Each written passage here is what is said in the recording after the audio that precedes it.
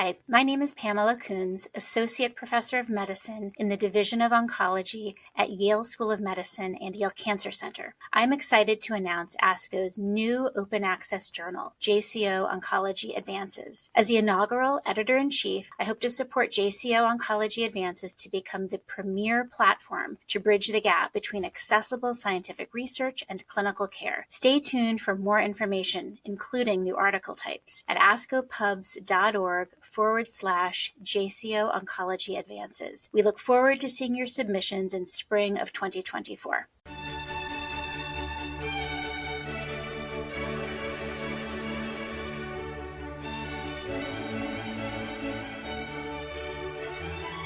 This JCO podcast provides observations and commentary on the JCO articles.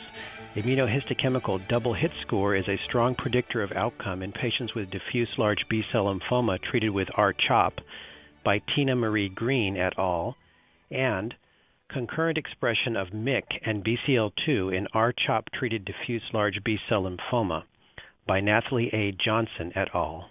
My name is Ajay Gopal, and I'm an associate professor at the University of Washington and an associate member at the Fred Hutchinson Cancer Research Center, and the Director of Clinical Research in Hematology, Hematologic Malignancies at the Seattle Cancer Care Alliance in Seattle, Washington. My oncologic specialty is medical oncology with a specific focus on lymphoma. Immunohistochemical double hit score in diffuse large B-cell lymphoma, the potential to screen all tumors for high-risk biology. The therapy of diffuse large B-cell lymphoma, the most common non-Hodgkin lymphoma, has seen a major advance over the last decade with the addition of rituximab to CHOP chemotherapy. This was first demonstrated by the GILA in 2002 in a randomized phase 3 trial showing that the addition of rituximab to CHOP yielded a 13% improvement in 2-year survival in older adults. Since this time, other phase 3 trials have corroborated the findings, demonstrating a survival benefit in other populations. Despite an advance in initial therapy for diffuse large B-cell lymphoma, a significant proportion of patients will still experience relapse. For those with relapse, the situation for these tumors that have proven refractory to a more effective rituximab-containing initial therapy has become a greater challenge. This was evidenced by the recent CORAL trial, which included patients with relapsed diffuse large B-cell lymphoma and showed that for those with prior rituximab, the 3-year event-free survival was 21% as compared to 47% for those without prior rituximab. So, is it possible to identify at diagnosis which patients are the most likely to relapse and have a high likelihood of succumbing to their lymphoma? Such patients could be ideally enrolled in clinical trials with the hope of improving outcomes. The International Prognostic Index can identify patients with higher risk disease. However, 2 of the 4 factors, age and performance status, are based on patient factors and may not reflect the biology of the underlying disease. Furthermore, the IPI may not readily identify young patients with high-risk disease who have a high chance of experiencing relapse, yet could tolerate most any initial therapy. A better understanding of diffuse large B-cell lymphoma represents a key to better prognostication and ultimately tailored therapies for those with the highest risk disease, independent of the IPI score.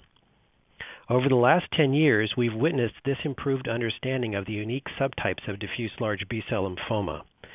A frequently quoted example is the classification of diffuse large B-cell lymphoma into clinically distinct cells of origin, namely germinal center-like B-cell and activated B-cell-like subgroups by gene expression with inferior outcomes in the latter category. Importantly, this classification has been quite accurately approximated in subsequent studies by immunohistochemistry-based algorithms that can be carried out by most hematopathology laboratories for real-time clinical use. More recently, identification of specific translocations of the MYC gene in diffuse large B-cell lymphoma has been shown to yield an inferior prognosis compared to tumors that do not harbor this abnormality.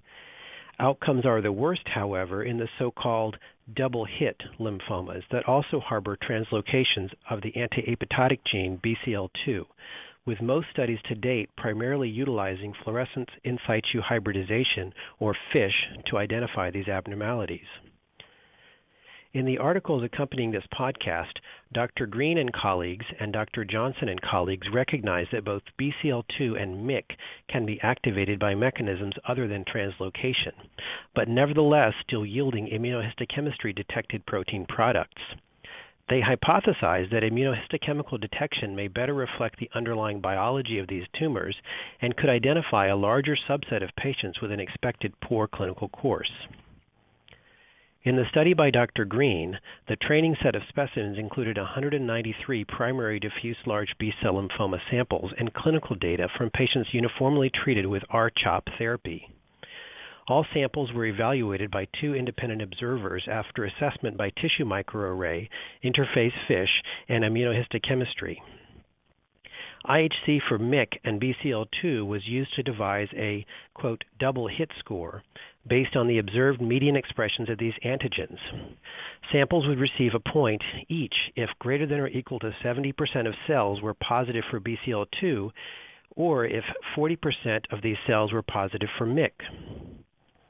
The use of the IHC-based double hit score approach identified 29% of cases as double hit, with a score of 2 in comparison to 6% identified by FISH alone.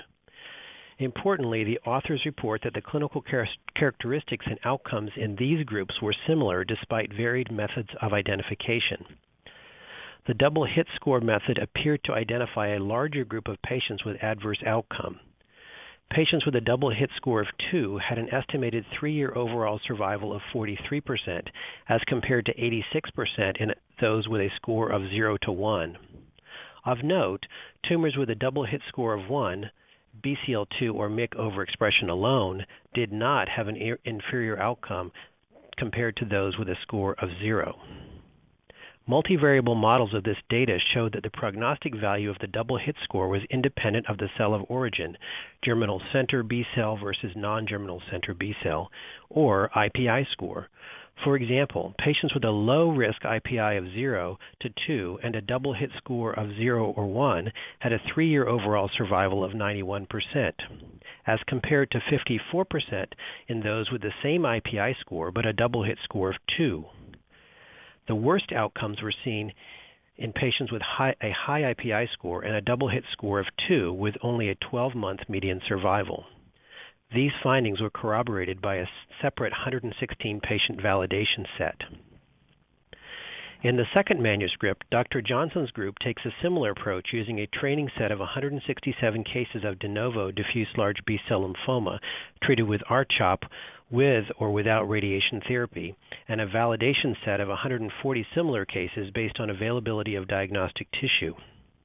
In addition to the baseline clinical features and outcomes, all patients' biopsies were assigned molecular subtype by gene expression profiling or cell of origin using the immunohistochemical CHOI algorithm, evaluated by interface FISH for MYC and BCL2 translocations, and interrogated using immunohistochemistry for the expression of MYC and BCL2 proteins. Of note, in this study, cutoff values for MYC positivity matched that of Green, greater than or equal to 40%, but varied in their definition of BCL2 positive disease. Johnson et al., BCL2 positive considered greater than or equal to 50%, versus Green et al., BCL2 positive considered greater than or equal to 70%. In the training set of this trial, MYC protein was expressed on 1/3 of samples as compared to only 11% demonstrating the presence of MYC translocations as detected by FISH. As in the study by Green, the authors show that high MYC protein expression or MYC translocation alone was not associated with inferior survival. However, the coexistence of MYC translocation, high MYC mRNA, or high MYC protein expression in conjunction with the overexpression of BCL2 protein by IHC was associated with a poor outcome. For example, patients without overexpression of BCL2 and MYC had an estimated 5-year progression-free survival of 65%, as compared to 32% in those that were MYC positive, BCL2 positive by IHC only. The worst outcomes, however, were in the true double-hit patients with concurrent translocations of BCL2 and MYC with an 18% 5-year progression-free survival. These features were noted to be independent of other prognostic factors and corroborated by the validation set of patients. Despite the noteworthy observations reported in these manuscripts, these findings should be placed into the context of clinical practice. Routine fixation and immunohistochemistry staining can vary from laboratory to laboratory, and the scoring of cells as positive or negative can differ between observers. Such limitations may limit the immediate wide applicability of these specific thresholds of positivity. It is possible that larger practices may need to adjust the cutoffs for their own mean BCL2 and MYC expression levels to provide the most clinically relevant information for their patient population. Nevertheless, Drs. Green and Johnson and colleagues should be highly commended for their work that gives us added insight into the varied biology of diffuse large B-cell lymphoma, indicating that though the overexpression of MYC alone does not appear to predict outcome, an excess of both MYC and BCL2 protein by whatever mechanism is associated with a poor disease course. Moreover, they propose a sensitive, simple, potentially exportable strategy to better identify this high-risk group of patients. Once a patient is identified as being high risk, the challenge remains as to the appropriate strategy to choose. Such patients may be ideal candidates for clinical trials of intensified therapies and or the addition of novel agents that could interrupt the adverse proliferative and anti-apoptotic signaling in diffuse large B-cell lymphoma with a double-hit physiology. This concludes the JCO podcast. Thank you for listening.